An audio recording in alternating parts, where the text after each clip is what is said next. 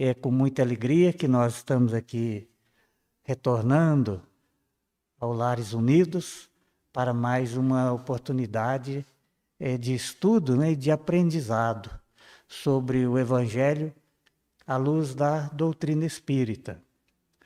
E hoje nós vamos comentar com os irmãos aqui, né, sobre uma obra, como já deve ter mais de 1000 obras, naturalmente, que representam oportunidade de ampliar o entendimento da codificação que Allan Kardec nos trouxe, do Livro dos Espíritos, Livro dos Médiuns, o Evangelho segundo o Espiritismo, o Céu e o Inferno e a Gênese. Então, tem muitas obras que nos ajudam a desdobrar, a ampliar esse entendimento, mas é muito importante assim o entendimento de que à medida que a gente lê, à medida que nós participamos assim de um estudo, aumenta mais o nosso compromisso e a nossa responsabilidade também acerca do esforço para exemplificar alguma coisa desse conteúdo, mesmo porque não existe nada por acaso. Então, tudo, na verdade, que ocorre aqui no plano físico, já ocorreu no plano espiritual. E nós estamos aqui somente pela influência dos bons espíritos, colocando em prática esse aprendizado, esse treinamento de outras épocas, de outras reencarnações, na erraticidade. Aí o espírito volta, então, para poder colocar em prática esses ensinamentos, né? Então, nós estamos no capítulo 8 do livro Reforma Íntima Sem Martírio, que é de autoria do espírito Hermance Dufour, e a psicografia do médium Vanderlei Oliveira. E é óbvio que, no nosso entendimento, essa obra, ela busca nos fazer um convite para que nós possamos fazer uma avaliação íntima acerca dos nossos sentimentos, dos nossos pensamentos, das nossas atitudes. E quando a irmã se coloca como título, né, arrependimento tardio, é porque nós sabemos que tudo aquilo que o espírito, estando encarnado ou desencarnado, que ele age na forma de ilusão, ou seja, ele não coloca como princípio algo muito básico. E se fosse eu no lugar daquela pessoa, será que eu gostaria que me fosse feito isso? Então, quando eu me colocar nesse processo inverso, no lugar da outra pessoa, e fazer essa análise, certamente a minha atitude vai ser uma atitude mais comedida. Não tenhamos dúvida com relação a isso. Mas a grande maioria de nós, no plano físico, no plano espiritual, age, mas pensando em si mesmo, na própria satisfação, no próprio prazer, na própria alegria, sem se importar se a minha alegria não está dilatando a tristeza no coração do meu semelhante. Então, será que a minha satisfação, o meu prazer, não está sendo motivo de desprazer para aquela pessoa? Então, quando a análise ela é feita nesse patamar, obviamente o espírito passa a ser mais previdente, mais vigilante, no sentido de fazer uma oração, pedir o amparo do seu anjo guardião, do espírito protetor, para que nós possamos agir com sabedoria. Então, lá no capítulo 10 do Evangelho segundo o Espiritismo, no item número 5, bem-aventurados que são misericordiosos, me parece, e no Evangelho de Mateus, capítulo 5, versículo 25 e 26, Jesus fala assim, para que a gente busque reconciliar com o nosso adversário enquanto estamos a caminho. Buscar reconciliar, ou seja, reconciliar, porque já estava conciliado, já estava endireitado, ajeitada a situação. Então, se eu preciso reconciliar, é porque eu desconciliei. aquilo que era algo fraterno, amigo, tranquilo, ou pelas palavras, ou pelas atitudes, eu criei um clima de perturbação sobre aquela relação que pode ser no campo afetivo, no campo profissional, dentro da casa espírita, participando de uma tarefa. Às vezes pode haver um desentendimento ali, ou seja, a pessoa se ilude, ela acha que aquilo está correto. E ela não busca apresentar a base, a sustentação do seu entendimento. Não, vamos conferir o Evangelho, Mateus, Marcos, Lucas ou João, capítulo tal, versículo tal. Olha, fala assim, assim, então eu estou embasado no Evangelho. Ou Allan Kardec, em O Livro dos Espíritos, na questão número tal, no Evangelho segundo o Espiritismo, Céu e Inferno, Gênese, Livro dos Médiuns. Então eu vou embasar a minha opinião. Então, aí a minha opinião vai ter uma chance pequena de estar cheia de ilusão. Porque eu li antes, eu pesquisei antes, então eu me fundamentei antes, aí eu não me iludi em decorrência da minha afirmativa. Agora, quando o espírito reencarnado, nós, ou o irmão desencarnado, ele não tem uma base que sustenta o seu exemplo, a sua atitude, a sua afirmativa, então ele incorre num risco muito grande de se iludir e, mais grave ainda, iludir o seu semelhante. Gerar dúvida no semelhante, insegurança no semelhante, porque depois quem vai precisar reestabilizar a situação é o próprio ser que desestabilizou. Deus nos ama e nos dá a oportunidade desse recomeço, dessa reconciliação, o Cristo, os benfeitores espirituais também. Mas quem vai operar o refazimento é o espírito, ou a alma, ou o espírito reencarnado, que operou todo aquele desequilíbrio. Quem vai reconstruir o muro é quem destruiu o muro. É dessa maneira que funciona. Por que é dessa maneira? Porque o espírito é um ser pensante. O pensamento é um atributo do espírito. Então a mente produz o pensamento, né? O pensamento é uma emanação mental. Então aquilo que eu penso, eu vou atrair energia correspondente, idêntica à minha produção mental. Isso é consolador, isso é confortador, porque o espírito percebe que ele só depende dele mesmo, não depende de mais nada. Ele depende do produto da sua mente. Isso consola e conforta. Isso liberta o espírito nas suas atitudes. Claro que a partir daí, então, ele precisa ficar mais vigilante. Fazer uma oração ao se levantar, antes de deitar, pedindo o amparo da espiritualidade para que os equívocos sejam menores, porque ele já sabe que ele que vai precisar reendireitar. Então, quando eu semeio ilusão numa pessoa, não importa o gênero, o sexo não importa, mas se eu semeei um desequilíbrio naquela pessoa, eu iludi aquela pessoa com uma promessa falsa que eu não iria cumprir porque eu já tinha o plano real sobre aquilo.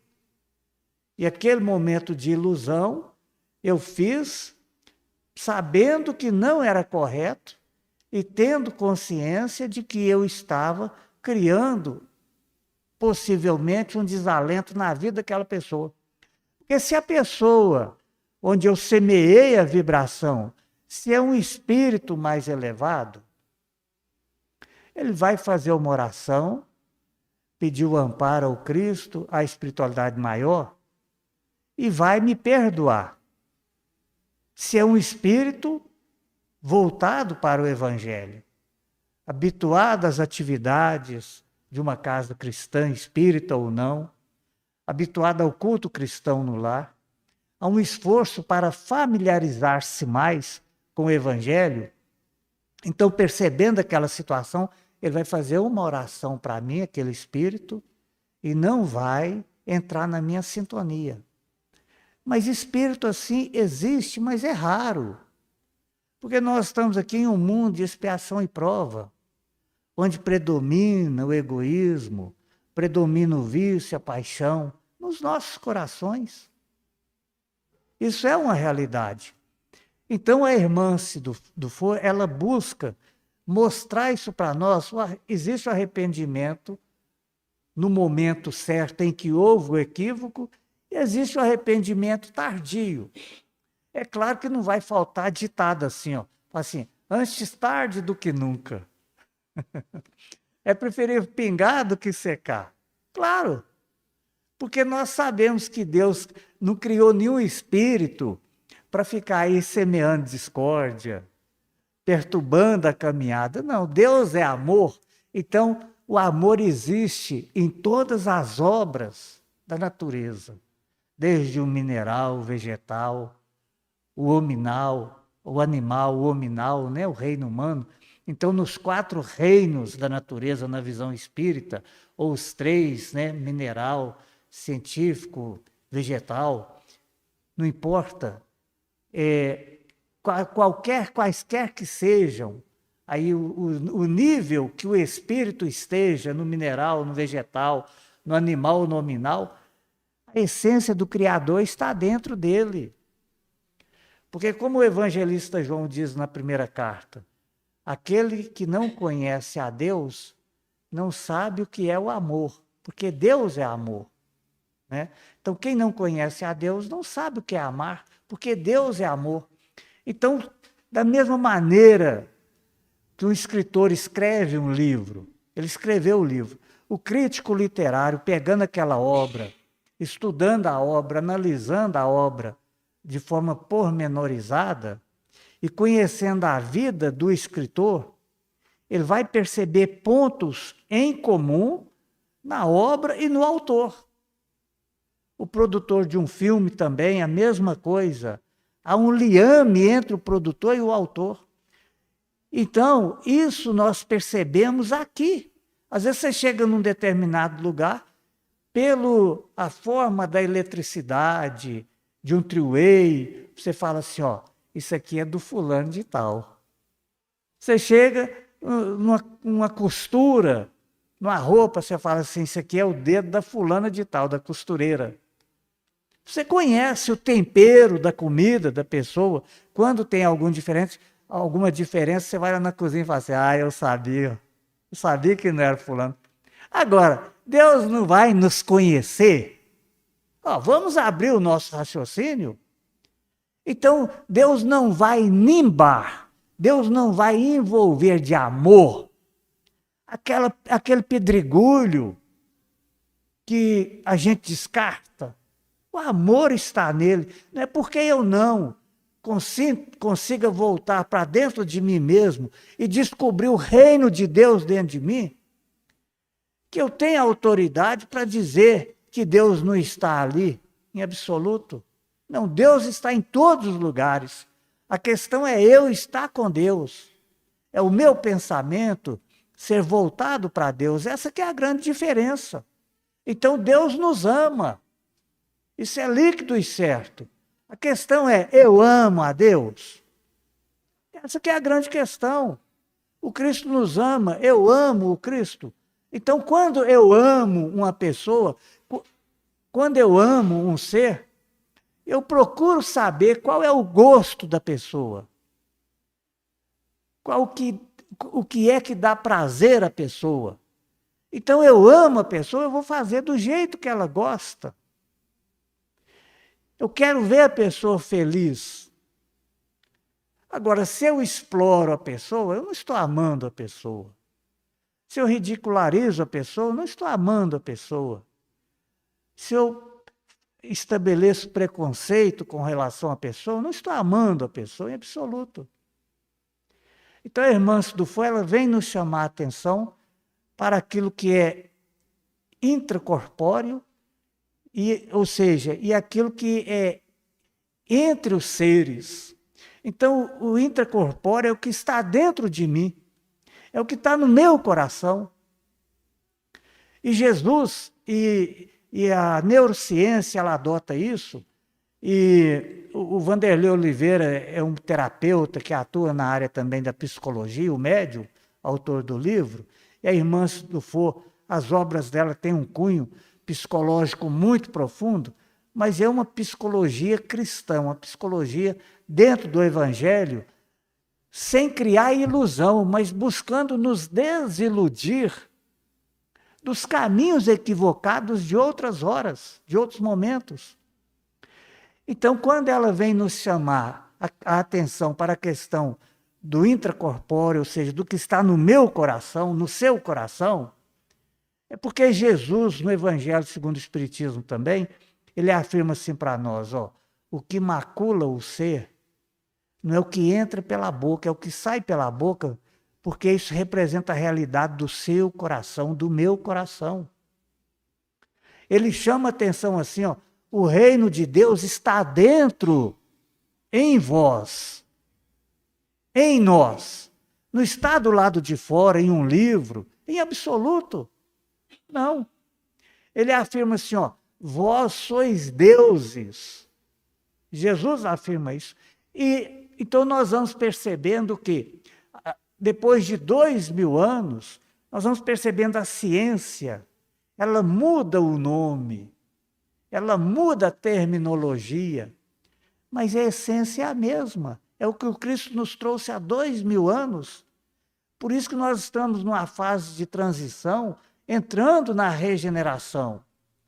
Nós estamos caminhando para uma nova fase da autoobservação, da autorremodelação, então da automodificação, para que eu deixe de me preocupar com a situação do semelhante, no sentido de criticá-lo, de humilhá-lo. Então, às vezes, a pessoa está fazendo um esforço danado, está indo com a Bíblia embaixo do braço, indo para a igreja, indo para um centro espírita, indo para um templo religioso, e fazendo um esforço para vencer o passado dela, essa remodelação interior. E ao invés de eu incentivar a pessoa, ô irmão, que Deus te abençoe, seja firme na fé, você está certo, continua aí. Elogiar, não no sentido de despertar o orgulho, a vaidade na pessoa, não, mas de incentivar a pessoa a continuar naquele trabalho, porque ela está fazendo um esforço enorme para vencer um passado, muitas vezes criminoso. Enorme dificuldade, ela já passa para vencer o seu íntimo. E quando ela começa, então, a voltar-se para dentro de si mesma, ela encontra outra dificuldade, que são os irmãos desencarnados, que ela atraiu nas peripécias de outrora, nos equívocos de outrora. Então, porque ninguém faz nada sozinho, quando a sua mente produz um pensamento bom, a minha mente produz um pensamento bom, nós atraímos bons espíritos. Então vamos hoje no centro espírita, vamos hoje no templo, vamos hoje na campanha do quilo, vamos hoje integrar a equipe de visitação a asilo, de visitação a leprosário. A sua mente vai produzir uma vibração boa. Você vai atrair espírito bom. Agora, quando o meu pensamento, eu faço um planejamento, como que eu vou realizar um assalto? Como que eu vou realizar um arrombamento? Como que eu vou aumentar o tráfico de drogas? Ora, eu vou atrair espírito equivalente. Só que essa energia, essa vibração vai ficar comigo. É boa ou ruim, ela fica comigo, porque eu sou autor daquele processo.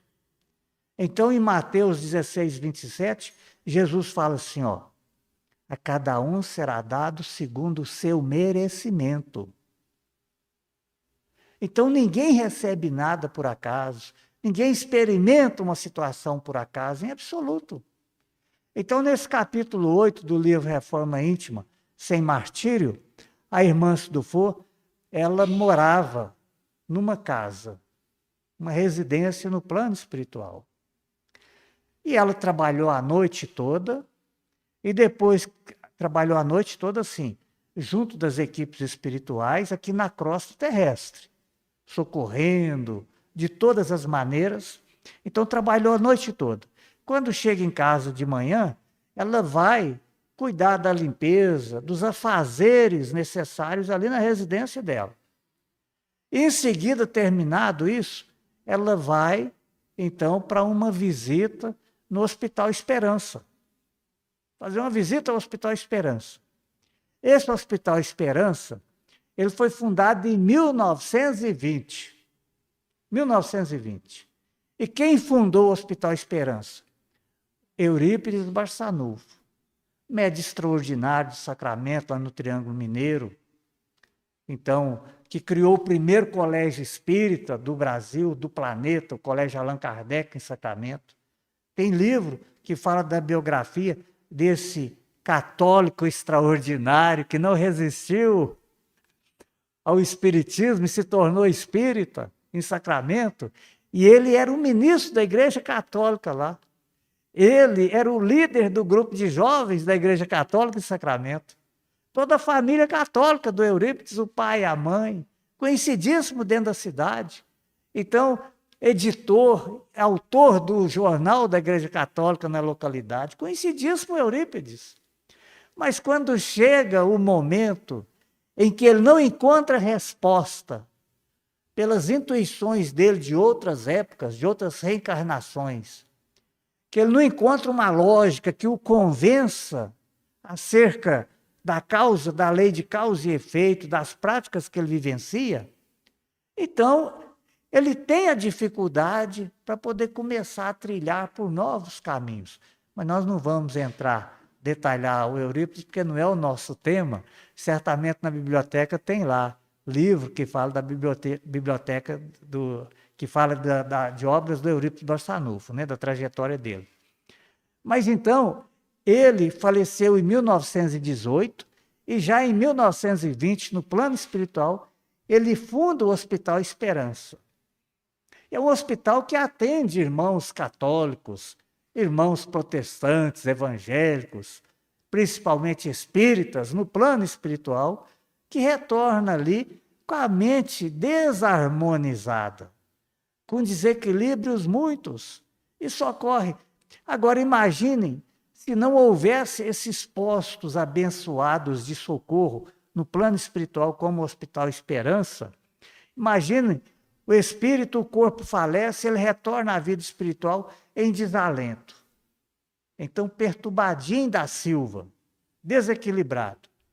E se ele não tiver um posto de socorro, para que ele possa, então, ir se refazendo e buscando um novo entendimento, uma compreensão lógica acerca dos feitos desqualificados e desses efeitos, ele iria reencarnar com a mente aturdida, perturbada, mais ainda, com a sensação de um inferno terrível, porque o inferno não é uma região geográfica criada no plano espiritual. Claro que não, porque nós falamos que Deus é o criador de tudo. Então nós teríamos que ter um Deus infernal de alguma maneira também. Então o inferno ele é um estado mental do espírito, esteja reencarnado ou desencarnado. Quantas pessoas aqui não vigiam e não oram de forma adequada e vão, então, se entulhando de vícios, de paixões, de vibrações desalentadas, e chega um determinado momento em que a própria pessoa fala assim, não estou aguentando mais, a minha vida está um inferno. A pessoa reconhece que ela mesma criou aquilo ali. Então, quem deve descriar essa obra? O próprio ser que o criou. Mas descer um morro, então, ladeira abaixo, é muito fácil. A questão está ao chegar lá e olhar o tanto que desceu e precisa subir novamente. Só que subir como desceu caminhando, rolando, vai subir agora andando. Mas não nos falta misericórdia divina, porque o Deus que existe é um Deus de amor, que nos dá a oportunidade, então, de forma simples, metódica, mas dentro de um patamar que o espírito possa cumprir. Deus não dá missão que o espírito não consiga levar adiante, em absoluto. Porque senão não seria um Deus de amor, seria um Deus de derrota, um Deus que vibra com a tristeza, um Deus que vibra com o desalento. Não existe esse Deus, nunca existiu. Qual a mãe, qual o pai que vai passar uma atribuição para o filho ou para a filha, além da sua capacidade, sabendo que vai haver um insucesso? Então o pai ou a mãe terreno é mais evoluído que Deus? Claro que não. A fé espírita é uma fé raciocinada, é uma fé lógica, é uma fé coerente, explicada. Não é uma fé de fora para dentro, goela abaixo. Não, não é. A fé espírita é uma fé de dentro para fora, que a pessoa vai, na colocação da irmã Dufour aqui, o espírito ele vai sentindo. Primeiro vê a situação, se compadece, como na parábola do bom samaritano. Então, sente a situação, se compadece, cria dentro de si a vibração do auxílio. Não importa como, vamos ajudar, vamos tomar a iniciativa e certamente a espiritualidade que age em nome do Cristo e o Cristo haverão de nos mostrar o caminho certo. Então houve aquela prece sincera, vinda do coração, não vai nos faltar o auxílio de forma nenhuma, para que a obra possa prosseguir e seguir o seu caminho. Então a irmã Dufour, depois da noite de trabalho, de resolver as questões dentro de casa, ela vai para o Hospital Esperança. E no plano espiritual, claro, também tem disciplina, tem organização, então ela observa a placa lá, entrada restrita, ou seja, não era qualquer pessoa que ia chegar e entrar naquele ambiente. Qualquer espírito queria chegar e entrar, desencarnado ou reencarnado. Mas o propósito dela de servir a irmã que estava internada, um propósito nobre. Então o bem atrai o bem e certamente o magnetismo daquelas portas, quando chega a vibração do amor, ele não resiste e abre as portas. Então ela adentra o recinto e vai até o leito daquela irmã internada, Maria Severiana, o nome dela, internada ali.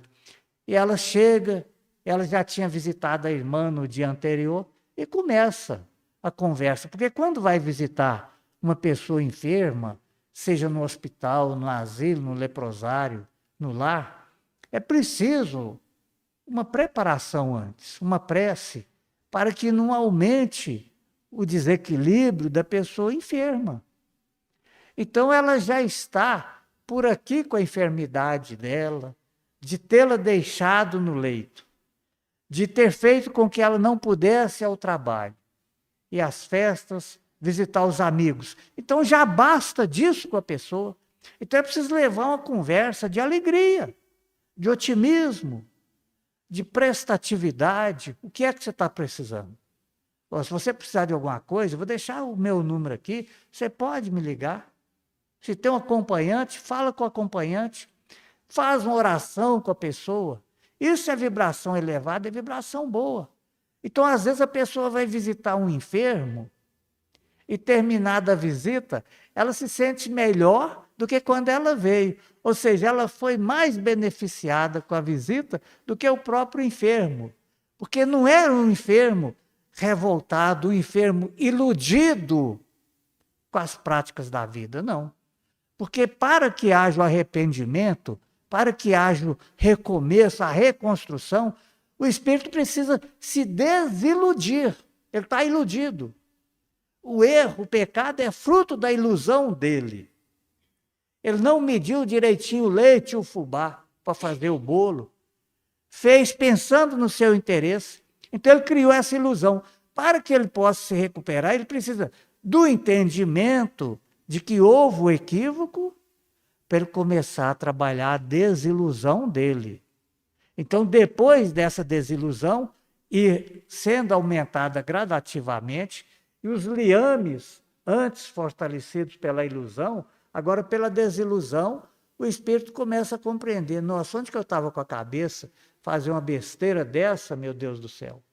Como que eu já tinha um conhecimento lá da igreja que eu frequentava, já tinha um conhecimento do centro espírita que eu frequentava, já tinha um conhecimento das tarefas da reencarnação. E como que eu entrei nessa situação? Porque a Maria Severiana, ela foi coordenadora de tarefa na Casa Espírita. A Maria Severiana, internada agora no Hospital Esperança. A Maria Severiana foi coordenadora do Grupo Espírita. Como está lá no livro Voltei, o irmão Jacob também, né? Presidiu a Federação Espírita Brasileira. Para consolar a irmã Maria Severiana aqui, vamos lembrar do médio Dimas também, no livro Obreiros da Vida Eterna, do Espírito André Luiz e do médio Francisco Cândido Xavier. Médio ostensivo, dava passividade. Assim, nas reuniões mediúnicas, sentia a vibração diferente da dele, porque o espírito tem a vibração dele, o médium tem a vibração dele. Então, quando o espírito se aproxima do médium, pela sensitividade, que é o primeiro grau da mediunidade, ele sente a presença do irmão desencarnado.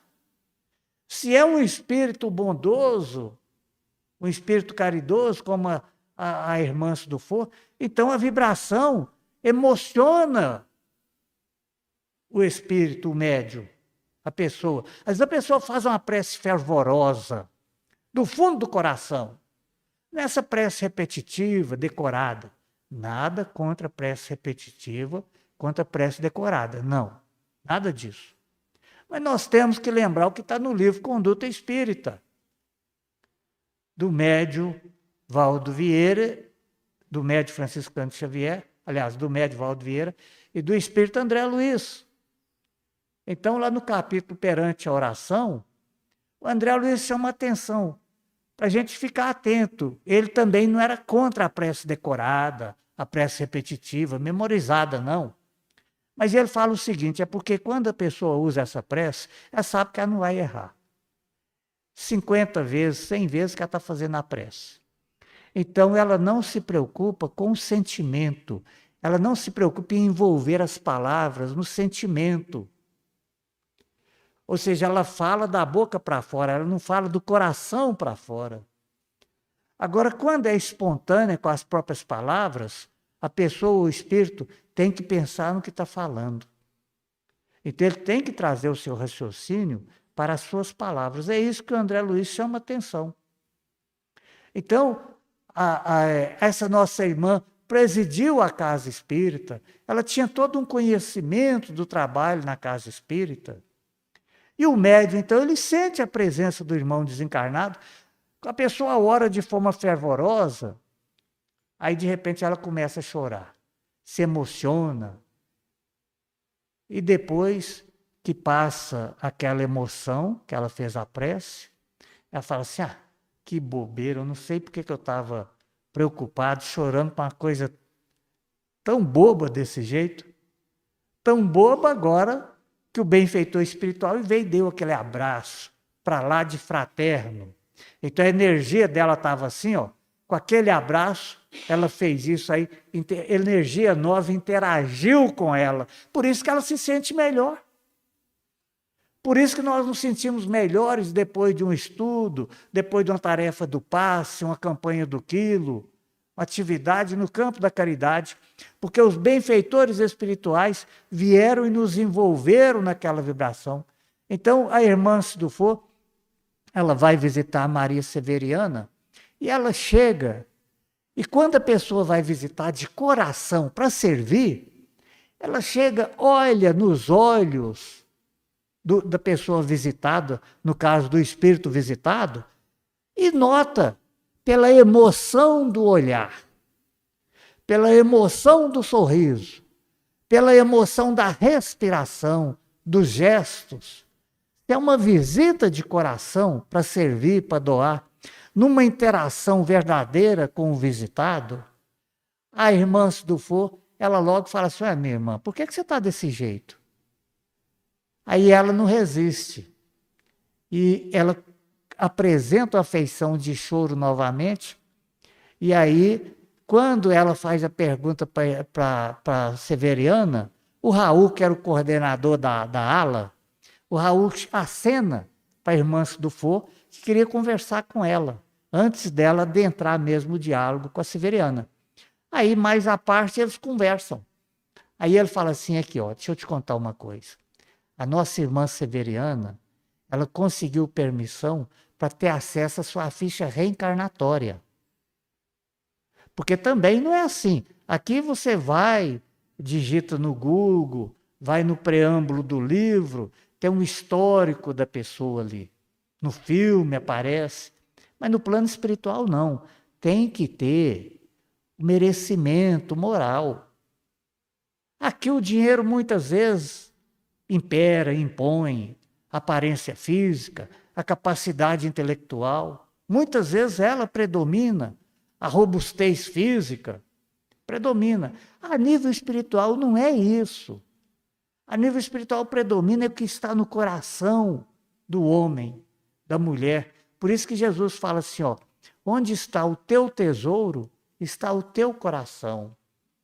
O tesouro da irmã-se estava na Severiana que ela ia visitar. Se na hora da visita ela ficasse com pensamentos, então, sobre outras situações, ela não entraria na vibração da reunião. Então, vai para a campanha do quilo, vá mesmo. Visite cada lar com o coração, com o sentimento. Doe, porque através da doação vai haver um aprendizado maior. E tem irmãos desencarnados acompanhando a campanha do quilo, acompanhando a visita a enfermo. Então, o nosso irmão Raul diz assim, olha, a Severiana, ela conseguiu permissão para ter acesso à sua ficha reencarnatória. Então, ela teve acesso ao compromisso dela antes da reencarnação. Ou seja, o que é que ela pediu para colocar em prática naquela reencarnação.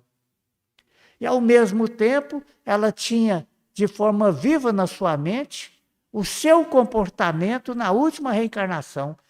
E ela percebeu que tinha uma distância enorme entre o que ela agendou, entre o que ela pediu, entre o que ela se acumpliciou. Porque o espírito, antes de reencarnar, pede de tudo, porque ele sabe onde está o seu tormento. E ele quer reconciliar, para poder não ser submetido ao juiz, ou seja, a consciência, porque a lei de Deus está na nossa consciência. E Jesus fala assim, ó, e você não vai sair daí enquanto você não quitar o último ceitil. Evangelho segundo o Espiritismo, capítulo 10, versículo 5. Mateus 5, 25, 26. Então, o espírito não vai sair. Aí a pessoa fala assim, mas ele morreu, ele saiu. Meu amigo, Jesus está falando da vida do espírito, não é da vida corpórea. Morreu o corpo, o espírito não morre. Então ele não vai sair porque houve uma construção vibracional, mental naquela prática. O seu subconsciente está interligado com a vibração dos seus feitos, se eram bons ou não. Então, por isso que Jesus fala que não vai sair enquanto não quitar o último ceitil. Ou seja, existem ligações espirituais que vão convidar o espírito a reencarnar, porque ele não aguenta aquele tormento, como está no livro Encontro Marcado, no capítulo Médiuns. Então, ele não resiste àquele tormento de ouvir o espírito cobrando dele comportamento inadequado. E ele pede para reencarnar. Ele pede para poder resolver aquilo. Só que para resolver aquilo precisa de um retorno junto, passo a passo, um reencaminhamento para recomeçar. Então, quando a nossa irmã Severiana teve acesso a essa informação do passado dela, o que ela fez e o intervalo entre o que ela combinou e o que ela cumpriu, que era um intervalo grande, ela chorou e chorou e chorou. Por isso que a irmã, então, no outro dia, notou que ela estava com um semblante cansado, desgastado. Quando o nosso irmão Raul a informa do processo, ela já volta, então, com outro diálogo, já. Porque ela viu que a nossa irmã tinha um represamento emocional muito grande. Porque ao invés da pessoa hoje pegar o telefone e ligar para quem ela perturbou e pedir perdão, pedir uma nova oportunidade, uma reconciliação, um entendimento, a pessoa prefere guardar essa vergonha, esse egoísmo, esse orgulho dentro dela. E teve a oportunidade de começar a trabalhar isso. E chega no plano espiritual, como a nossa irmã Severiana. Ou seja, o que eu escondi do fulano aqui, eu não escondo da lei de Deus, porque a lei de Deus está na minha consciência, está na sua consciência, como está na questão 621 do Livro dos Espíritos, que não é um livro da semana passada nem do ano passado. É um livro de 18 de abril de 1857 que está aqui entre nós. 1019 perguntas, respostas, alguns são comentários sobre os mais variados assuntos, né? Então, o que conta é a intenção da pessoa, porque a intenção é o que fica gravado dentro dela. Não há como fugir desse processo, isso fica no nosso subconsciente. E o espírito, então, ele, atordoado com as suas práticas, ele pede a oportunidade do retorno.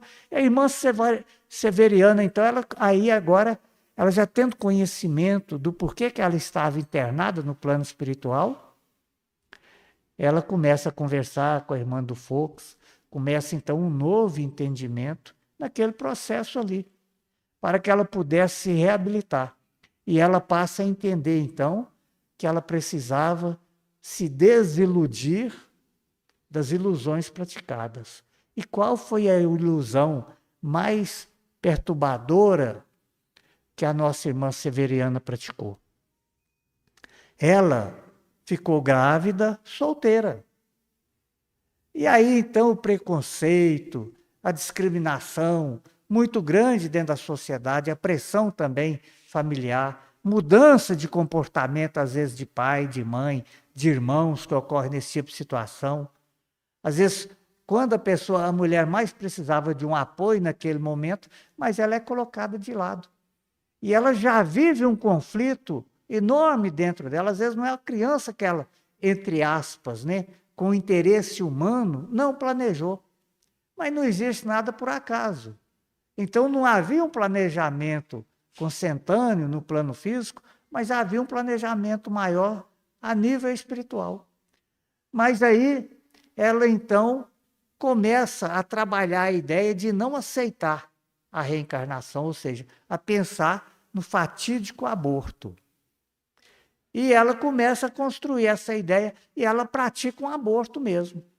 Só que quando ela pratica o aborto, que pela felicidade maior dela não é consumada, ela não consegue atingir o objetivo, então, para que o aborto se completasse, mas a vibração, a emoção daquilo ali envolveu o espírito reencarnante, que já estava com 4 meses na barriga dela. Então, o envolveu emocionalmente, criou um desequilíbrio de rejeição naquele espírito que estava ali. Obviamente que a Severiana, de alguma maneira, ou não fazia o culto cristão no lar como deveria fazer, ou não estava muito afeita à tarefa de alguma maneira, mas no momento de invigilância ela faz isso. E isso causa um transtorno enorme na Cidália, que é o nome da futura filha dela, que nasce com aquela vibração, aquela emoção da rejeição, e desenvolve isso dentro dela, mas muito provavelmente nós achamos que ela deva ter sido encaminhada para a evangelização infantil, nós achamos que a Severiana deva realizar o culto cristão no lar, como fazia, como encaminhava para a evangelização infantil, isso são outros 500, né? É uma outra situação, mas nós entendemos que ela devesse tomar alguma providência nesse sentido, mas talvez fosse intercorpóreo, né? Entre pessoas e não intracorpóreo, não dentro do íntimo dela, não de coração, porque elas crescem nessa dificuldade toda.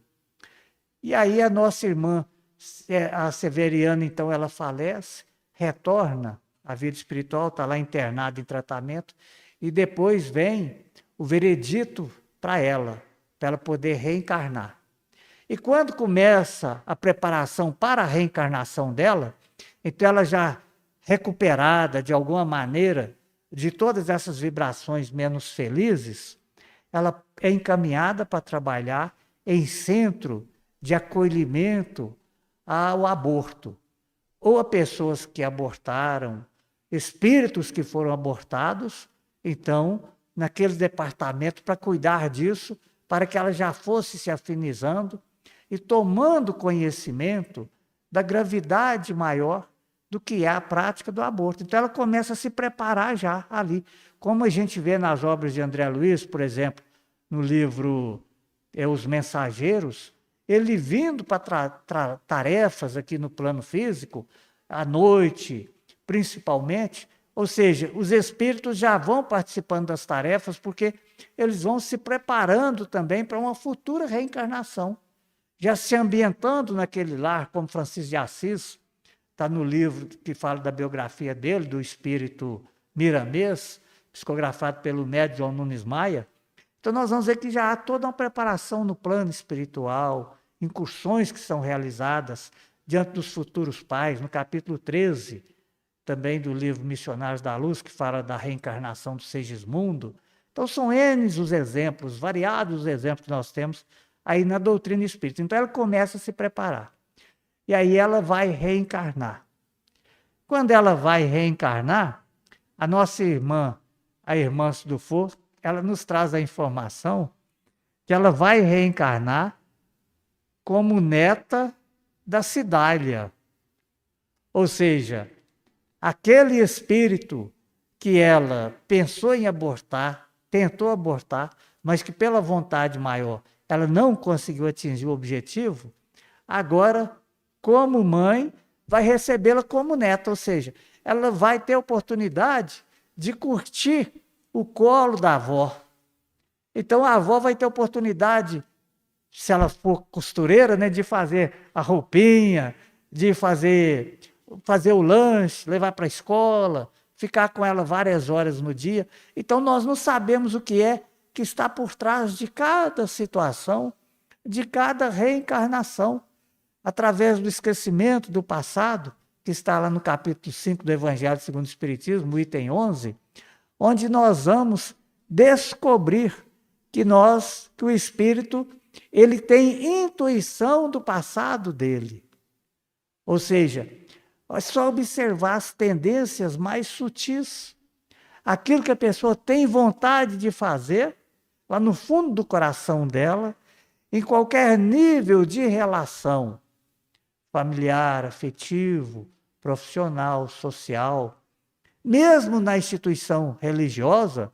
Então, aquilo que ela tem de vontade mais sutil de fazer com relação a algo, isso é a realidade da pessoa, é o que ela precisa trabalhar. Então, isso é que a espiritualidade nos permite a bondade do esquecimento.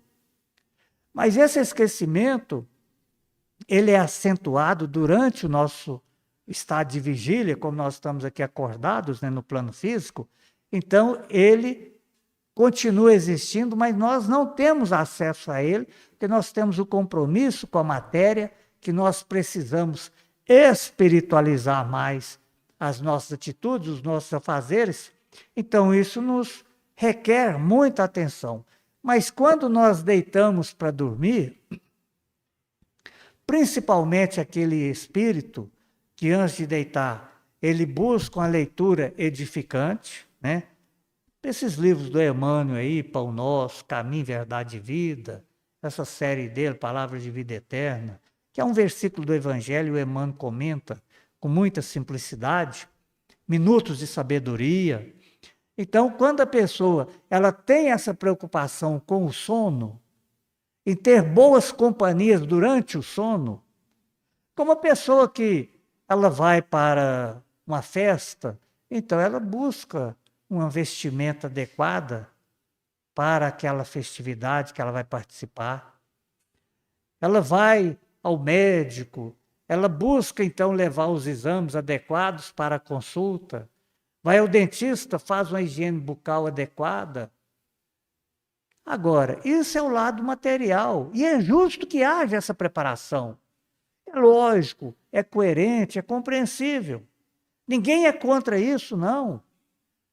A preparação na frente do espelho para entrevista no emprego, para conseguir aquele trabalho, isso é plausível, é positivo que a pessoa faça isso, estudar para uma prova. Isso é importante na caminhada dela. A pergunta é, e o lado moral? Essa que é a grande pergunta da irmã Dufour. E o lado espiritual? Não precisa ter tanto zelo como tem com a questão material, mesmo sabendo que nós estamos aqui de passagem, que a matéria não é o objetivo. A matéria é um meio, é um instrumento para que o espírito cresça e possa servir como a irmã Dufour, de acordo com o uso que ele fizer da matéria que lhe é concedida. Qual matéria? A visão. Então, se eu utilizo a visão para ajudar alguém a atravessar a rua, se eu utilizo a visão para ajudar alguém a entender a bula do remédio, não, eu ia ficar meia hora no WhatsApp, vou ficar menos meia hora, nada contra o WhatsApp. Nós estamos usando o exemplo do dia a dia.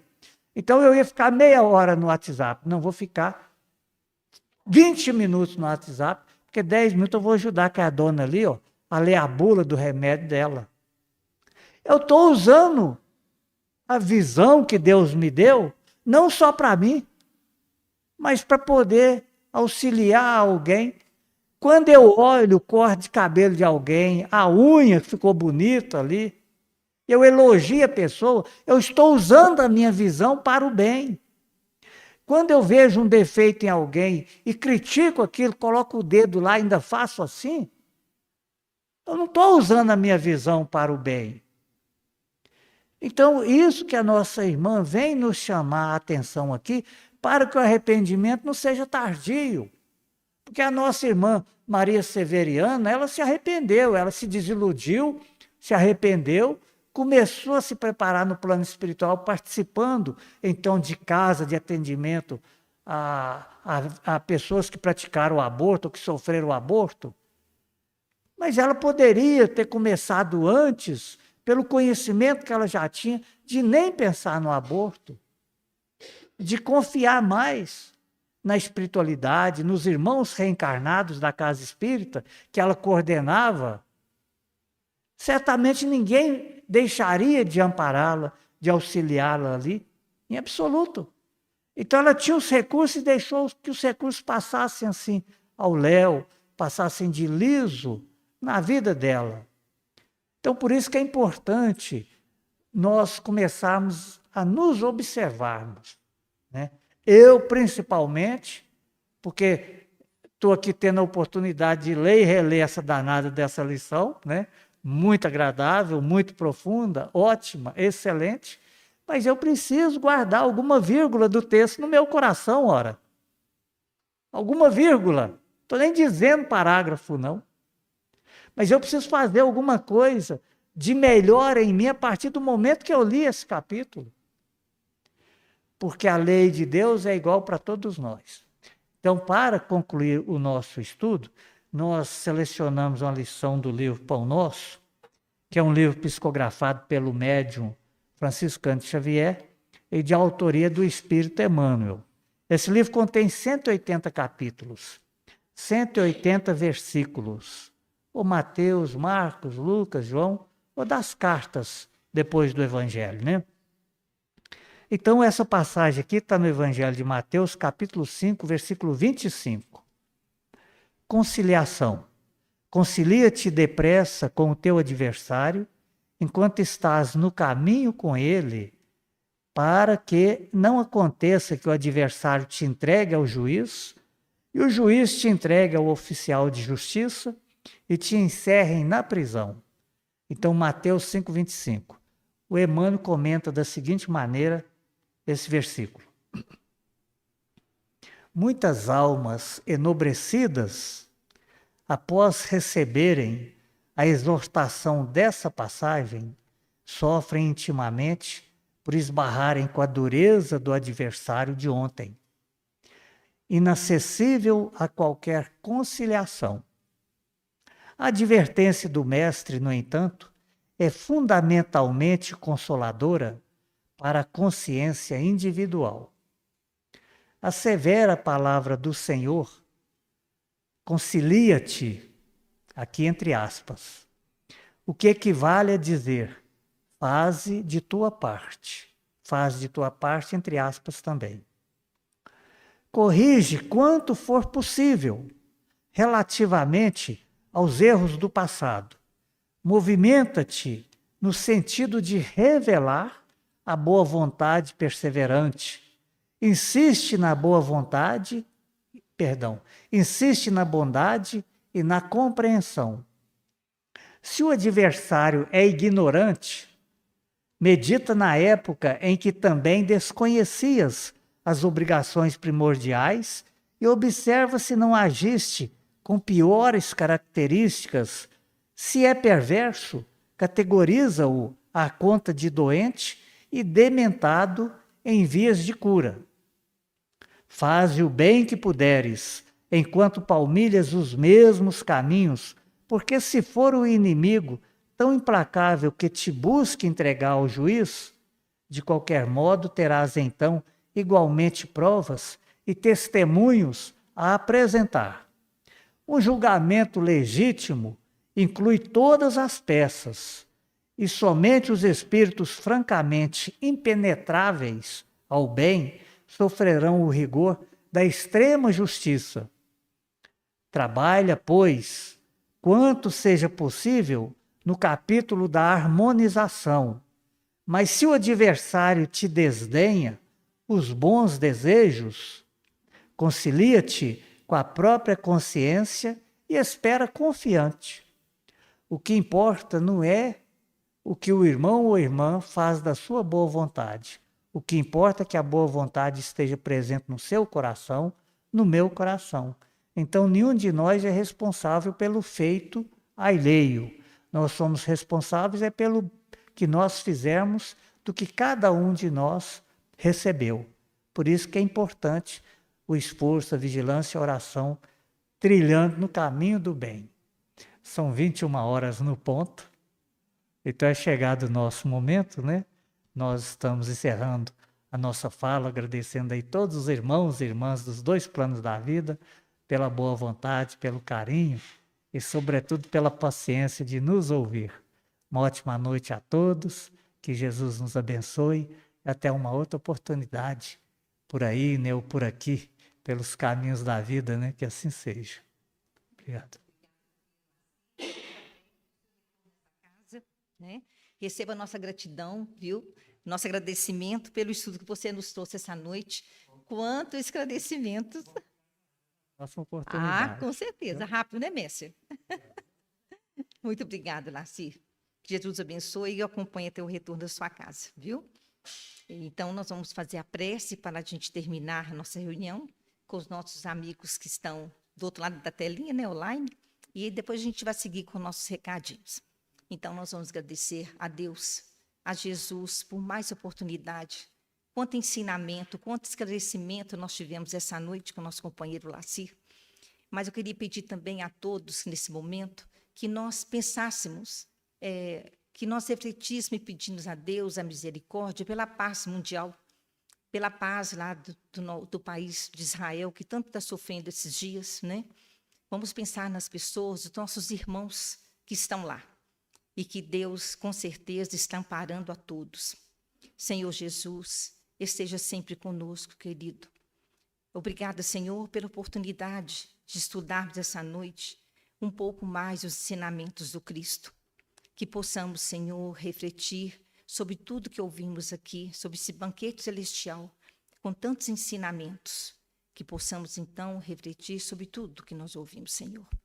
Pedimos, Senhor, pela paz desses nossos amigos que estão passando por momentos difíceis. Todos nós passamos por momentos difíceis, mas agora, especialmente, é esse país que todos nós não queremos guerra, né? A gente quer a paz, a gente quer o amor, que ele possa prevalecer. e seja sempre conosco, que tenhamos uma boa semana junto à nossa família, com muita paz e saúde a todos. Obrigada a todos que estiveram conosco aqui essa noite.